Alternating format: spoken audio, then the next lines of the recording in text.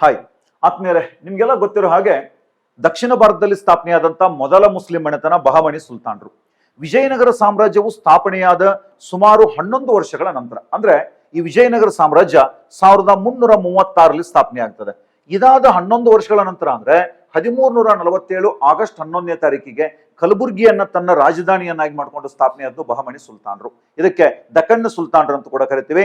ನಂತರ ತನ್ನ ರಾಜಧಾನಿಯನ್ನ 1425ರಲ್ಲಿ ಬೀದರ್ಗೆ ವರ್ಗಾವಣೆ ಮಾಡ್ಕೊಳ್ತಾರೆ. ಈ ಬಹಮನಿ ಸುಲ್ತಾನ್ ರಾಜರಲ್ಲಿ ಅತ್ಯಂತ ಫೇಮಸ್ ಆಗಿದ್ದವನು ಈ ಮೊಹಮ್ಮದ್ ಗವಾನ್. ಈತ ರಾಜ ಅಲ್ಲ, ರಾಜರಿಗಿದ್ದಂತ ಒಬ್ಬ ಮಂತ್ರಿ, ಈತ ಒಬ್ಬ ದಿವಾಣನಾಗಿದ್ದ.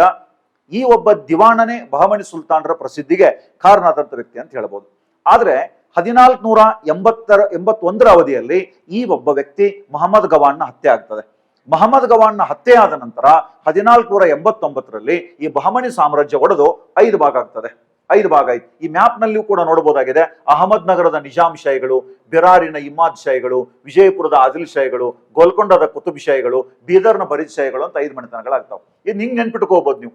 ಅಣಿ ಅನ್ನುವಂತ ಒಬ್ಳು ಹುಡುಗಿ, ಅಣಿ ಅನ್ನುವಂತ ಹುಡುಗಿ ಮೊದಲು BE ಮಾಡ್ತಾಳೆ. ಇದನ್ನ ಅರ್ಧಕ್ಕ ಬಿಟ್ಟು BBA ಅನ್ನ ಮಾಡ್ತಾಳೆ. ಇದನ್ನ ಮುಗಿಸಿ ಬಂದು GK ಅನ್ನ ಕಲಿತು ಲಾಸ್ಟ್ಗೆ ವಿಲೇಜ್ ಅಕೌಂಟೆಂಟ್ ಆದ್ರು ಅಂತ ನೆನ್ಪಿಟ್ಕೋಬಹುದು. ಅಂದ್ರೆ ಅಹಮದ್ ನಗರದ ನಿಜಾಮ್ ಶಾಹಿಗಳು, ಬೀರಾರ್ನ ಇಮಾದ್ ಶಾಹಿಗಳು, ಬೀದರ್ನ ಬರೀದ್ ಶಾಹಿಗಳು, ಗೋಲ್ಕೊಂಡದ ಕುತುಬ್ ಶಾಹಿಗಳು ಮತ್ತು ವಿಜಯಪುರದ ಆದಿಲ್ ಶಾಹಿಗಳು ಅಂತೇಳಿ ಈ 5 ಮನೆತನಗಳು ಸ್ಥಾಪನೆ ಆಗ್ತವೆ.